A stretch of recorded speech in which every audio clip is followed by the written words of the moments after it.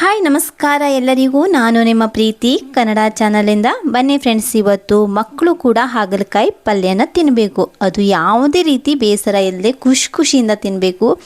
ರುಚಿ ನೋಡಿ ಕೂಡ ಅವರೇ ಹೇಳಬೇಕು. ಆ ರೀತಿಯಲ್ಲಿ ನಿಮಗೆ ಹಾಗಲಕಾಯಿ ಪಲ್ಯನ ಮಾಡೋದನ್ನು ನಿಮಗೆ ಹೇಳಿಕೊಡ್ತೇನೆ. ತುಂಬ ಅಂದರೆ ತುಂಬ ಸುಲಭ. ನೋಡಿರಿ, ನಾನು ಜವಾರಿ ಹಾಗಲಕಾಯಿ ತೊಗೊಂಡಿದ್ದೇನೆ. ಅದು ತುಂಬ ಕಹಿ ಇರ್ತದೆ. ಅದು ಪಾರಮಲ್ಲಿ ದೊಡ್ಡ ಇರ್ತದಲ್ಲ, ಅದಷ್ಟು ಕಹಿ ಇರೋದಿಲ್ಲ. ಇದು ತುಂಬ ಅಂದರೆ ತುಂಬ ಕಹಿ. ನೋಡಿ, ನಾನು ಈಗ ಹಾಗಲಕಾಯಿ ಕಟ್ ಮಾಡಿಕೊಂಡು ಮಧ್ಯದಲ್ಲಿರುವಂತಹ ಬೀಜಗಳನ್ನು ತಕ್ಕೊಳ್ತೇನೆ. ನೋಡಿ, ಇದೇ ರೀತಿ ನೀವು ಬೀಜನ ತೆಗೆದು ಸಣ್ಣದಾಗಿ ಹೆಚ್ಚಬೇಕು. ಹೆಚ್ಚೋ ರೀತಿ ಹೇಗಿರಬೇಕಂದ್ರೆ ಸಿಕ್ಕಾಪಟ್ಟೆ ಸಣ್ಣದಾಗಿ ಹೆಚ್ಚಬೇಕು. ಎಷ್ಟು ಟೇಸ್ಟಿಯಾಗಿರ್ತದೆ ಅಂತ ನೀವು ಒಂದು ಸತ ಟ್ರೈ ಮಾಡಿ ನೋಡಿ. ಒಮ್ಮೆ ಆದ್ರೂ ನೀವು ಮತ್ತೆ ತಿರುಗಿ ಮಾಡ್ತೀರಾ, ಅಷ್ಟು ಟೇಸ್ಟಿಯಾಗಿರ್ತದೆ.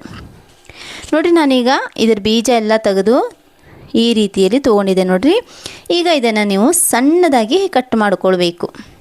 ನೋಡಿರಿ, ನೀವೆಷ್ಟು ಚಿಕ್ಕದಾಗಿ ಕಟ್ ಮಾಡ್ಕೊಳ್ತೀರಲ್ಲ ಅಷ್ಟು ನಿಮಗೆ ಚೆನ್ನಾಗಿ ಪಲ್ಯ ಬರ್ತದೆ. ಹಾಗೆ ಒಂದಿಷ್ಟು ಕಹಿ ಇರುವುದಿಲ್ಲ, ಅಷ್ಟು ಟೇಸ್ಟಿಯಾಗಿರ್ತದೆ. ನೀವು ಮಾಡಿದರೆ ಮತ್ತೆ ಮಾಡ್ತಾನೇ ಇರ್ತೀರ. ಯಾವಾಗಲೂ ನೀವು ಹಾಗಲಕಾಯಿ ನೋಡಿದಾಗ ಅಯ್ಯಪ್ಪ ಇದು ಕಹಿ ಅನ್ನೋ ಭಾವನೆನೇ ನಿಮಗೆ ಮರ್ತೋಗ್ತದೆ. ನೋಡಿ, ಈ ರೀತಿಯಲ್ಲಿ ಸಣ್ಣದಾಗಿ ಹೆಚ್ಚಬೇಕು. ನೋಡಿ, ನಾನು ಎಲ್ಲವನ್ನು ಹೆಚ್ಚಿಟ್ಕೊಳ್ತೇನೆ. ನೋಡಿರಿ, ಈಗ ನಾನು ಈ ರೀತಿಯಲ್ಲಿ ಹೆಚ್ಚಿಟ್ಕೊಂಡು ನೀರಲ್ಲಿ ಹಾಕಿದ್ದೇನೆ. ನೋಡಿರಿ, ಇದನ್ನು ಚೆನ್ನಾಗಿ ಕಿವುಚಿ ತೊಳಿಬೇಕು. ನೋಡಿ, ಇಷ್ಟು ಸಣ್ಣದಾಗಿ ಹೆಚ್ಚೋಕ್ಕಾಗುತ್ತಲ್ಲ ಅಷ್ಟು ಸಣ್ಣದಾಗಿ ಹೆಚ್ಚಿರಿ. ಇದಕ್ಕೆ ಸ್ವಲ್ಪ ಉಪ್ಪು ಹಾಕಬೇಕು.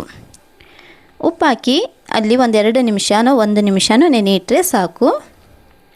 ಈ ರೀತಿಲಿ ತೊಳೆದ್ಬಿಟ್ಟು ಇಟ್ಕೋಬೇಕು. ನೋಡಿರಿ, ನಾನು ಉಪ್ಪನ್ನೆಲ್ಲ ಅದಕ್ಕೆ ಇರುವಂತೆ ಹಾಗೆ ಕಲಸಿಟ್ಕೊಳ್ತೇನೆ. ಹಾಗೆ ಇನ್ನೊಂದು ನಾನು ಎಕ್ಸ್ಟ್ರಾ ಬಾಣಲೆ ತೊಗೊಂಡಿದ್ದೇನೆ. ಆ ಬಾಣಲೆಯಲ್ಲಿ 2 ಅಂದರೆ 3 ಸ್ಪೂನು ಶೇಂಗಾ ಬೀಜ ತೊಗೊಳ್ತಾ ಇದ್ದೇನೆ. ಈ ರೀತಿ ನೀವು ಟ್ರೈ ಮಾಡಿದರೆ ಮನೇಲಿರೋರೆಲ್ಲರೂ ಹಾಗಲಕಾಯಿ ಪಲ್ಯ ತಿಂತಾರೆ. ಮತ್ತು ನೀವು ಸಂತೆಗೆ ಹೋದಾಗ ಅಥವಾ ಮಾರ್ಕೆಟಿಗೆ ಹೋದಾಗ ಹಾಗಲಕಾಯಿ ನೋಡಿದರೆ ಮೊದಲೇ ನೀವು ತೊಗೊಳ್ತೀರ. ಆ ರೀತಿಯಲ್ಲಿ ನಿಮಗೆ ಮಾಡೋ ವಿಧಾನನ ನಾನು ನಿಮಗೆ ಹೇಳ್ಕೊಡ್ತಾ ಇದ್ದೇನೆ. ಇಷ್ಟ ಆದರೆ ಈ ಚಾನಲನ್ನು ಸಬ್ಸ್ಕ್ರೈಬ್ ಮಾಡ್ಕೊರಿ, ಹಾಗೆ ಲೈಕ್ ಮಾಡಿರಿ. ನೋಡಿರಿ, ನಾನು ಶೇಂಗಾ ಬೀಜ ಹುರಿದಾದ್ಮೇಲೆ ಅದೇ ಬಾಣಲಿಗೆ ಎಣ್ಣೆ ಹಾಕ್ಕೊಂಡು ಸಣ್ಣದಾಗಿ ಹೆಚ್ಚಿ ಉಪ್ಪಲ್ಲಿ ಹಾಕಿಟ್ಕೊಂಡಿದ್ದೀನಲ್ಲ ಅದನ್ನೆಲ್ಲ ನಾನು ನೀರು ಚೆಲ್ಲಿ ಈಗ ಹಾಗಲಕಾಯಿ ಮಾತ್ರ ಹಾಕ್ಕೊಂಡು ಚೆನ್ನಾಗಿ ಹುರಿಬೇಕು. ನೋಡಿರಿ, ಈ ರೀತಿಯಲ್ಲಿ ಹುರ್ಕೊಳ್ಬೇಕು. ಈ ರೀತಿ ಹುರಿದಾದ್ಮೇಲೆ ಸೈಡಿಗೆ ಇಟ್ಕೋರಿ. ಹಾಗೆ ಒಂದು ಮಿಕ್ಸರ್ ಜಾರ್ ತೊಗೊರಿ. ಸ್ವಲ್ಪ ಒಣ ಕೊಬ್ಬರಿ, ಹಾಗೆ ಶೇಂಗಾ ಬೀಜ ಸಿಪ್ಪೆ ತೆಗೆದಿದ್ದು, ಸ್ವಲ್ಪ ಜೀರಿಗೆ, ಹಾಗೆ ಒಂದು ಚಿಕ್ಕದ ಗಡ್ಡೆ ಇರುವಂತಹ ಬೆಳ್ಳುಳ್ಳಿ ಎಸಳು. ಇದನ್ನು ಚೆನ್ನಾಗಿ ನೀವು ಪೌಡ್ರ್ ಮಾಡ್ಕೋಬೇಕು. ನೋಡಿರಿ, ಇಷ್ಟು ನೀವು ಯೂಸ್ ಮಾಡ್ಬೋದು ಅಥವಾ ಹಾಗೇನೂ ಕೂಡ ಸ್ವಲ್ಪ ಅರ್ಧ ಇಟ್ಟು ಅರ್ಧ ಉಪಯೋಗ ಮಾಡ್ಕೋಬೋದು.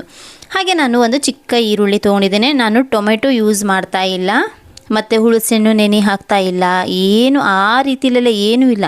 ತುಂಬ ಅಂದರೆ ತುಂಬ ಸುಲಭ. ಇದನ್ನು ನೀವು ಈ ರೀತಿಯಲ್ಲಿ ನೀವು ಮಾಡಿಟ್ಕೊಂಡ್ರೆ 8 ದಿವಸ ಆದರೂ ಹಾಳಾಗೋದಿಲ್ಲ. ನೋಡಿರಿ, ಒಂದು ಉಳ್ಳಾಗಡ್ಡಿ ಹೆಚ್ಚಿಟ್ಕೊಂಡಿದ್ದೇನೆ. ಹಾಗೆ ನಾನು ಹಾಗಲಕಾಯಿ ಹುರಿದಿರೋ ಬಾಣಲೆಗೆ ನಾನು ಸ್ವಲ್ಪ ಎಣ್ಣೆ ಹಾಕ್ಕೊಂಡು ಕರಿಬೇವು ಮತ್ತು ಈರುಳ್ಳಿನ ಚೆನ್ನಾಗಿ ಫ್ರೈ ಮಾಡ್ಕೊಳ್ತಾ ಇದ್ದೇನೆ. ಹಾಗೆ ಸ್ವಲ್ಪ ಅರಿಶಿನ ಪುಡಿ. ಈಗ ನೀವೇನು ಮಾಡಿರಿ, ಮಿಕ್ಸರ್ ಮಾಡಿ ಪೌಡ್ರ್ ಮಾಡಿ ಇಟ್ಕೊಂಡಿರ್ತಾರಲ್ಲ ಆ ಪೌಡ್ರನ್ನ ಇದಕ್ಕೆ ಹಾಕೋಬೇಕು.